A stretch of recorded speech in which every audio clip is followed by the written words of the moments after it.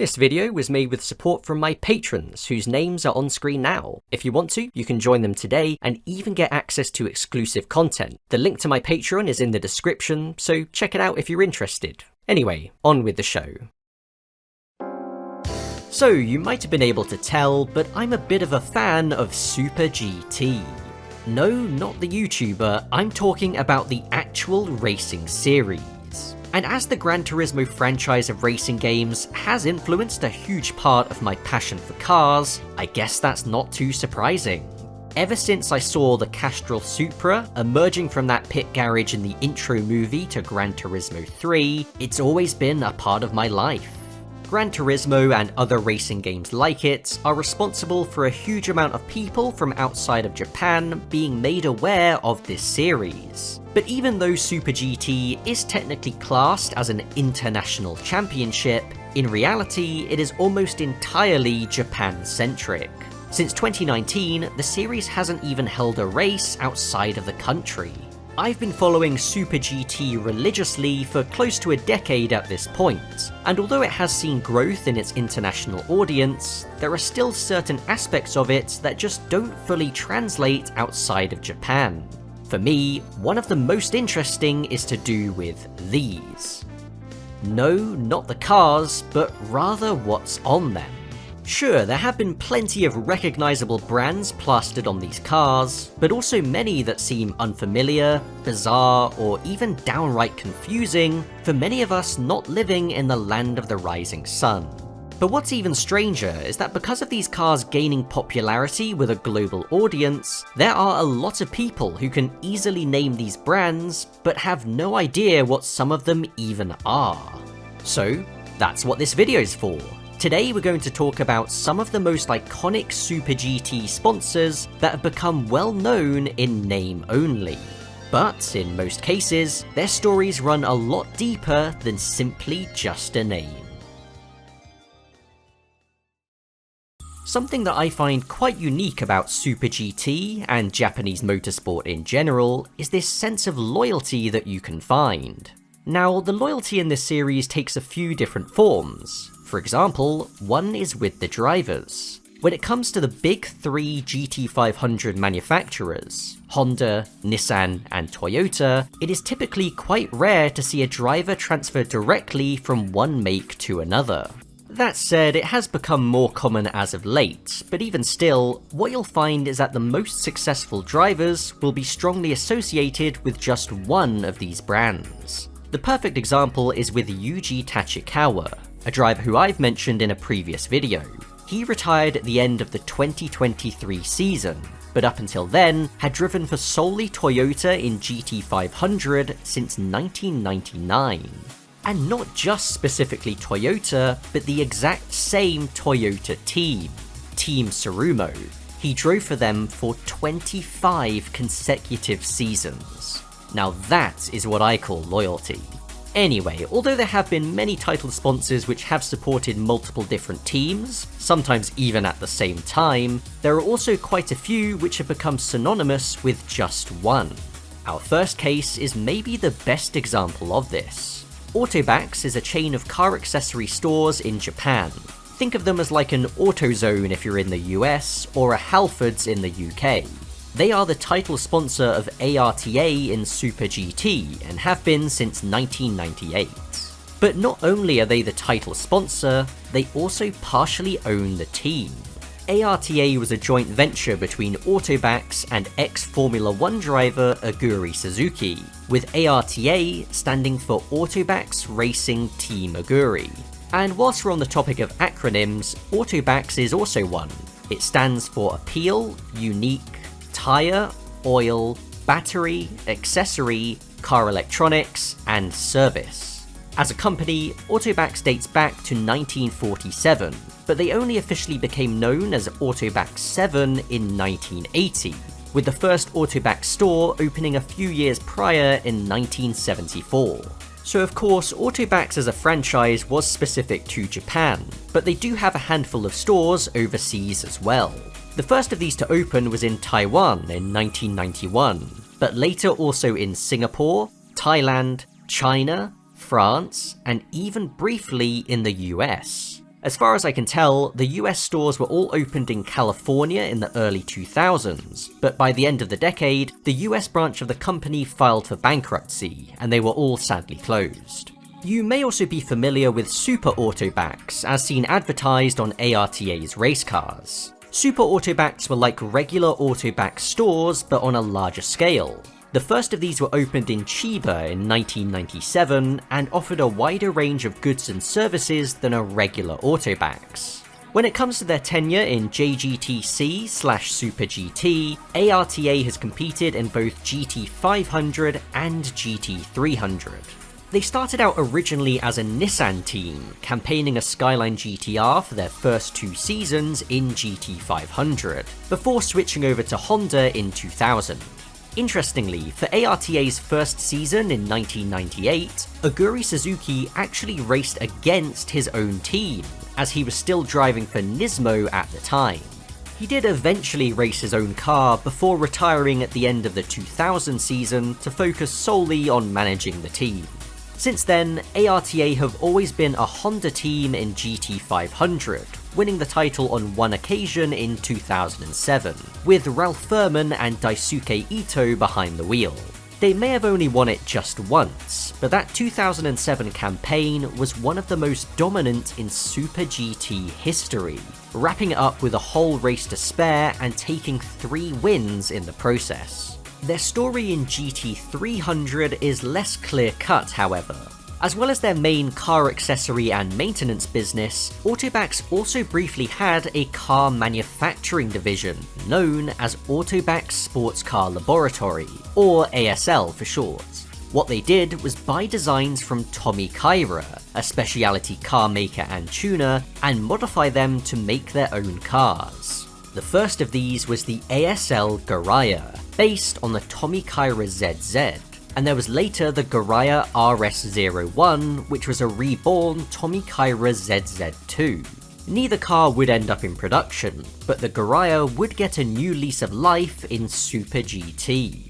Debuting in the 2003 season, the Garaya GT300 was powered by a tuned Nissan SR20 DET engine. It raced through until the end of 2005, wherein after failing to win the championship, Aguri Suzuki decided to close the GT300 team, with the car being put on display in France. However, the car was then brought out of retirement for 2007 and competed to the end of the 2012 season. The Garaya was then retired for good after a rule change outlawed the use of racers based on non-production cars in GT300. The car never did win the GT300 title, finishing as the runner-up 3 separate times, but it did achieve 7 wins and 18 further podiums. Either side of the Garaya, ARTA would race with a Nissan Silvia, Toyota MRS, Honda CRZ, BMW M6, and Honda NSX GT3 in GT300. They would also win the championship in 2002 and 2019. So that's Autobacs' full story in Super GT. Now in 2024, ARTA compete in just GT500, but now with 2 cars run by Mugen, operating as a pseudo Honda Works team.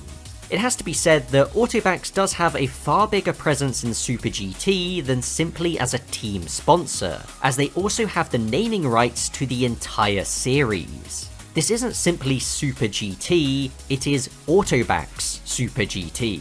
If you've ever watched it before, it's not really something that you can miss. But anyway, what's clear is that Autobacs is undoubtedly one of Super GT's most iconic sponsors, and is certainly recognisable to far more people than just those who've ever set foot in one. The Dayglow Red, a shade which is so bright that photos simply don't do it justice, will hopefully always be a fixture on the Super GT grid. When it comes to the Super GT sponsors and liveries that people have formed an attachment to, Autobacs is definitely high on that list. But even still, I think we have some even bigger hitters we need to talk about. Our next Super GT sponsor story stretches beyond just Super GT. Calsonic Nissan. A phrase that almost every motorsport fan will be familiar with. But how did it come about, and what actually is Calsonic? Well, there are 4 key players to this story. Of course, Calsonic itself, Nissan, Kazuyoshi Hoshino, and Impel. The Nihon Radiator Company was founded in 1938 as a Japanese company making car radiators. You might have worked that out. Nissan would then purchase a 60% stake in the company in 1954. Meanwhile, Kazuyoshi Hoshino became a factory driver for Nissan in 1969. He would then go on to dominate in All Japan F2, All Japan F3000, the Fuji Grand Championship, Japanese Touring Car Championship, and All Japan Sports Prototype Championship, establishing himself as the fastest man in Japan.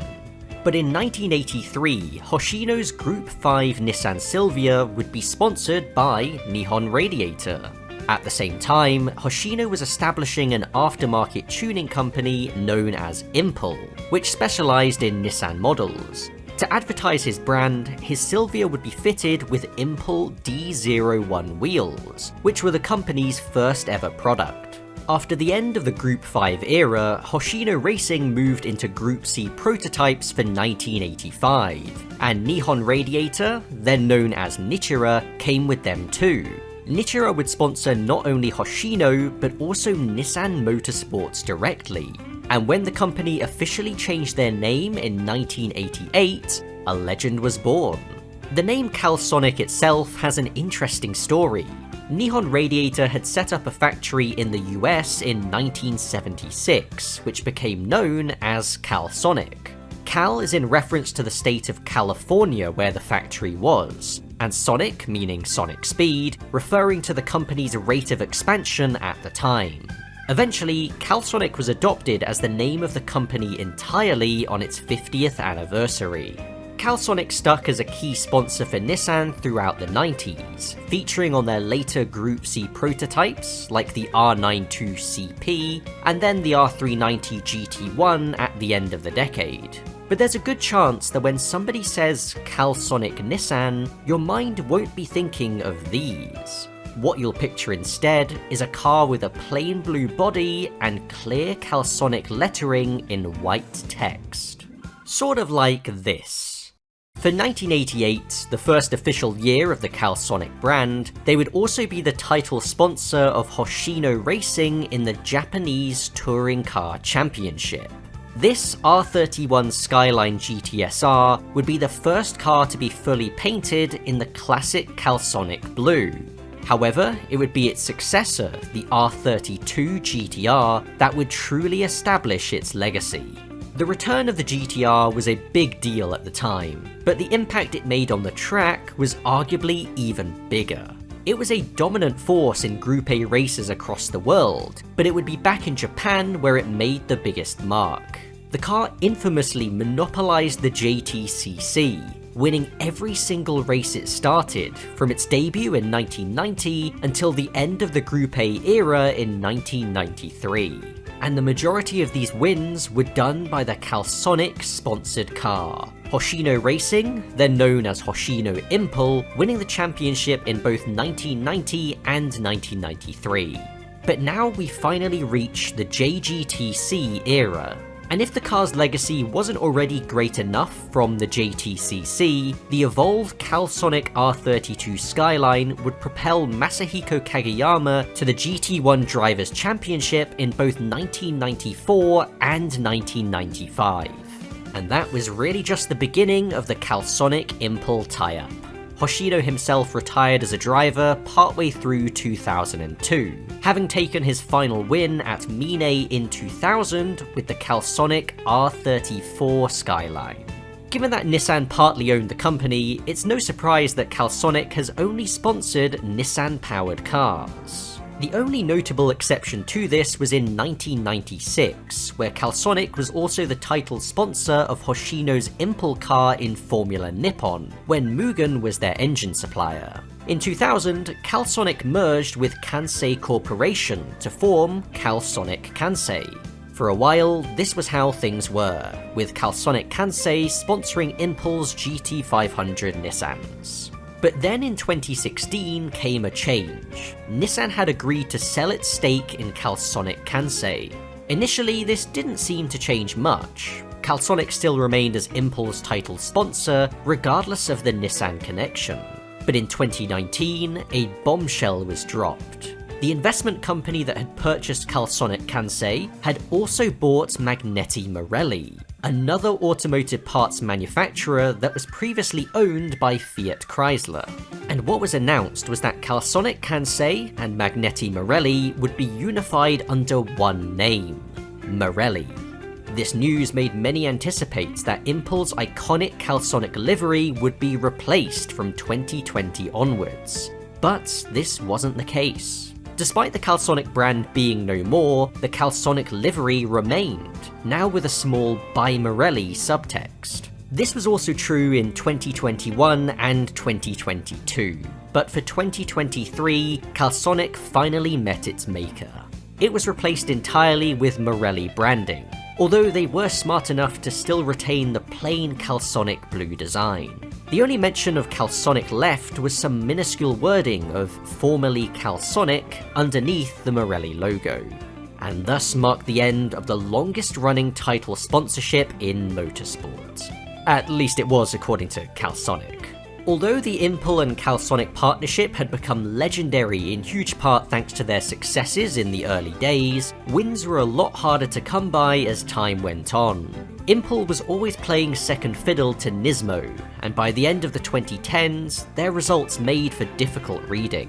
From 2017 to 2020, the team went 4 consecutive seasons without a win, and they failed to finish in the top 10 in the championship in any of these years either. Thankfully, this slump wouldn't last, as with the introduction of the all-new Nissan Z, their form improved considerably. And in 2022, they managed to win the GT500 title for the first time in 27 years, signing off their time with Calsonic in the best way possible. The Calsonic livery means a lot to people. I've seen some describe it as one of the greatest racing liveries of all time. Now, I wouldn't go that far personally. I mean, it is literally a plain blue car with some white text. It's hardly a work of art. But to some degree, I do see where they're coming from. What this design means to people and what it represents is huge. Even more so if you're a fan of Nissan.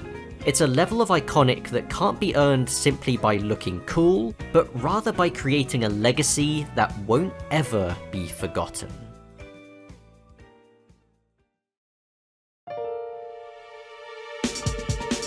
Super GT has had a lot of sponsors throughout the years, but if we continue at our current rate, we won't be able to cover very many in this video.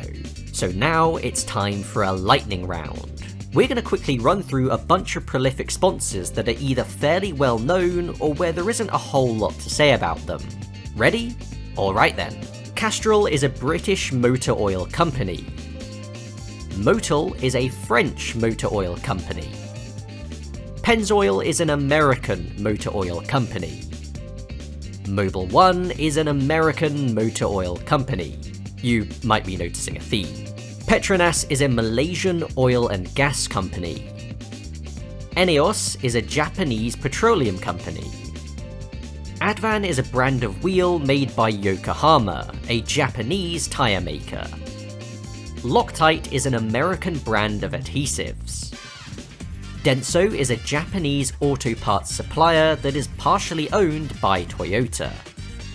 Takata was a Japanese auto parts supplier, mainly dealing with safety devices like seatbelts and airbags. They went bankrupt in 2017 and were incorporated into Joyson Safety Systems.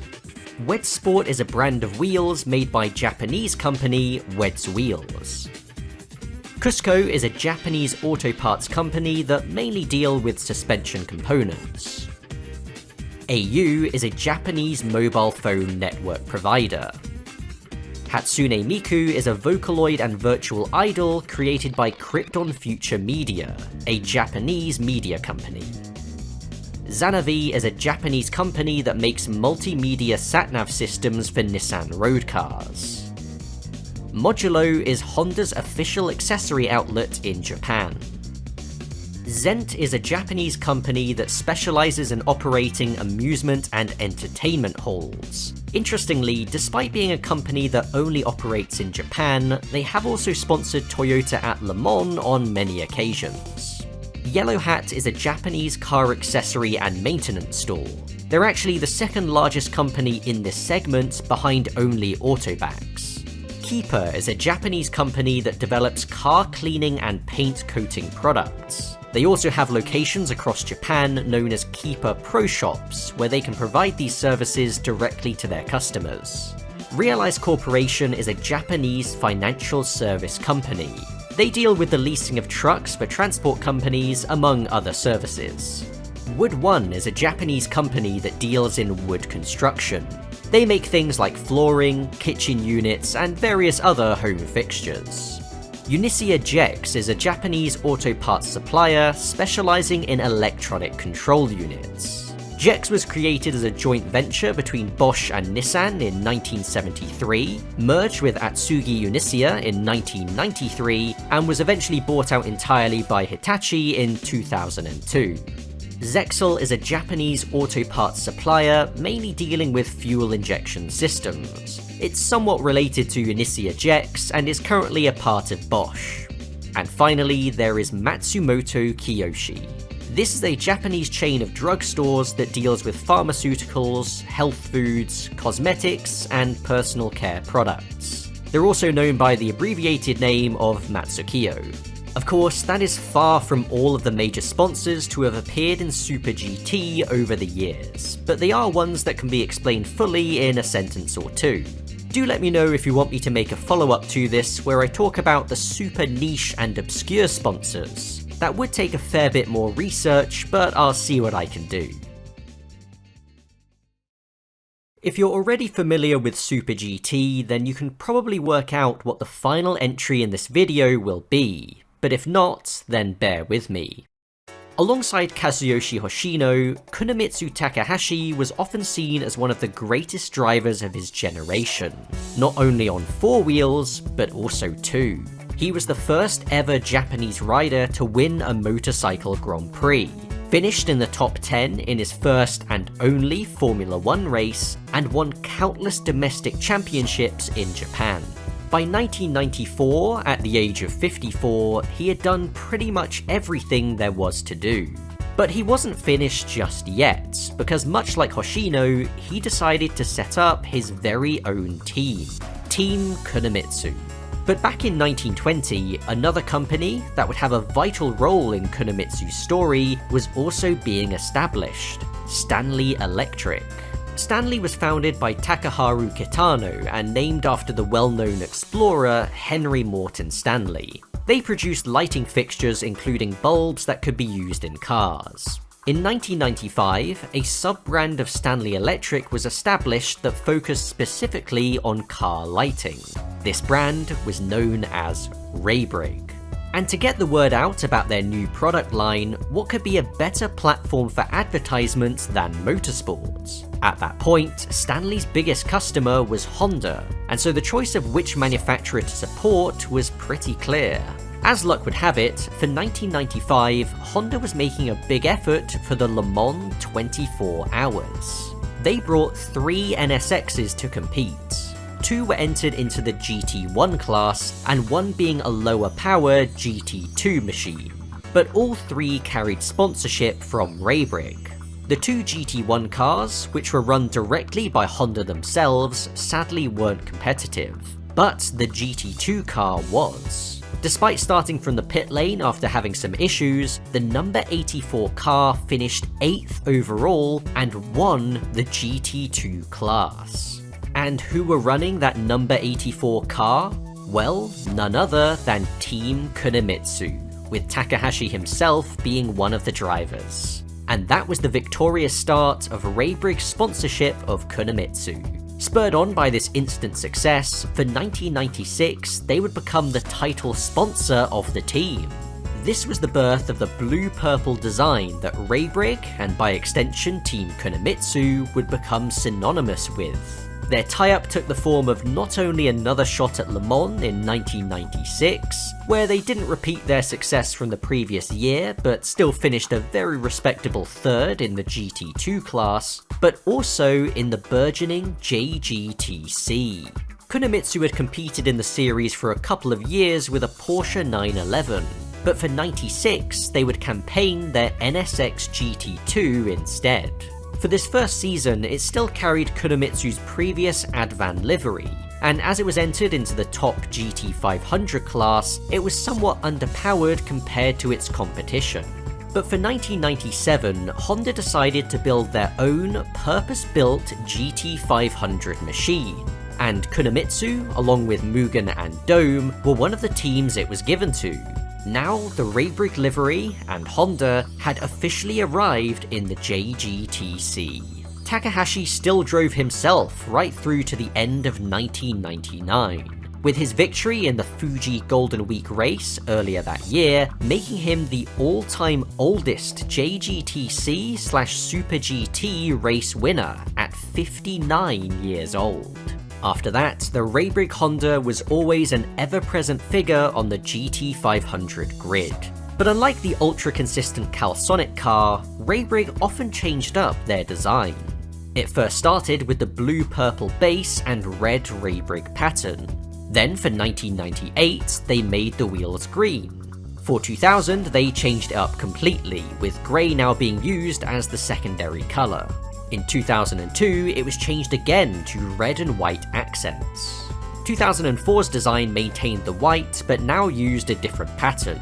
2006 used a chrome silver, as well as having a streak of lighter blue down the middle of the car.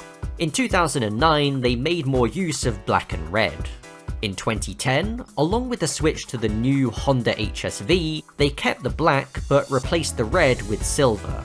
This design stuck for the longest, but then in 2016 it was changed to incorporate a lighter blue pattern.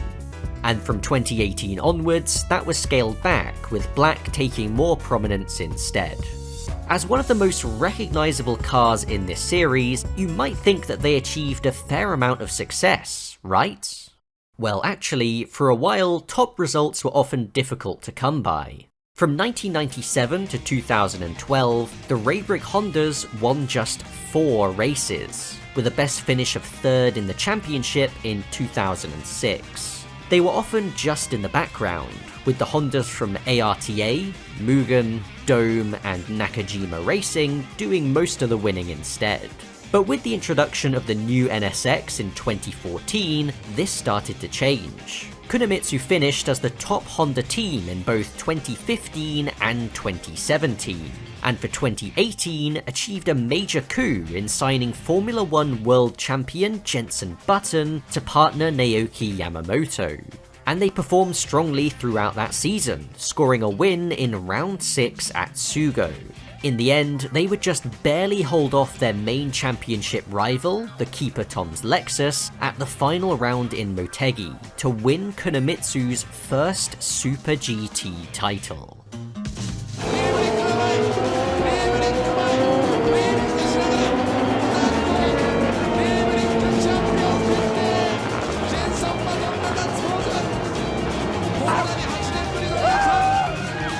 Just like that, the Raybrig story arc was complete. In 2020, it was announced that Stanley Electric would be discontinuing their Raybrig brand in early 2021, and all of the products under it being incorporated into the main company. While Stanley did pledge to continue their partnership with Team Kunimitsu, this meant that the 2020 season would be the final time that we would witness the Raybrig Honda compete in anger. Of course, the expectation for them to send Raybrig off on a high was immense, and though they did score solid points throughout the year, a win still eluded them. That was until the final round of the season at Fuji Speedway, wherein in a reversal of the 2018 situation, it was the Raybrig car that was trying to overhaul the Keeper Tom's Toyota. In the final stint of the race, it was the Keeper car first and Raybrig second, a winner-takes-all scenario. Not just for the race, but the championship as well. Naoki Yamamoto in the Raybrig car was gradually closing the gap on Ryo Hirakawa ahead, But as they started the final lap, it seemed like his charge wouldn't quite be enough. But little did we know that we were about to witness arguably the most dramatic Super GT moment of all time. キーパーが遅いキーパーが遅いスローダウンだキーパースローダウンだそんなことがあるのか山本直樹がオーバーテイクなんということだガス欠なのか山本直樹逆転チャンピオン Hirakawa had run out of fuel. Yamamoto did as well, but fortunately for him, it was after the flag, with his car having to be towed back to the pit lane. But that didn't matter. Team Kunimitsu were able to give Raybrig the ultimate send-off. From 2021 onwards, Kunimitsu has raced in the silver, black and orange colours of Stanley, but part of me wishes they kept the Raybrig blue and purple just for old times, much in the same way as Morelli with Calsonic blue. In case you're wondering, with the loss of Calsonic and Raybrig, this makes Denso's sponsorship of Team Sard the longest running title deal still active in Super GT. So there we are, those were some of Super GT's most iconic title sponsors explained. On the surface, these brands may seem fairly mundane in terms of what it is they actually do, but the stories behind them, and how their journeys in Super GT evolved, are anything but. With each of the three main sponsors I outlined, all of them were specific to one particular team. And not only that, but each of those teams were formed by a legendary driver. ARTA by Aguri Suzuki, Impul by Kazuyoshi Hoshino, and Team Kunimitsu by Kunimitsu Takahashi. While some may consider any form of advertising as inherently cynical, to me, this is the best way to go about it. Because through this, these brands have become part of the identity of their respective teams, and even the legendary names behind them. I know that it will take me a very long time to not automatically picture a Raybrig liveried car when somebody says Team Kunimitsu. But that doesn't mean that these new names and liveries can't become iconic in their own right. In fact, that's something that I look forward to seeing in the future. It's just another one of those things that makes Super GT so special.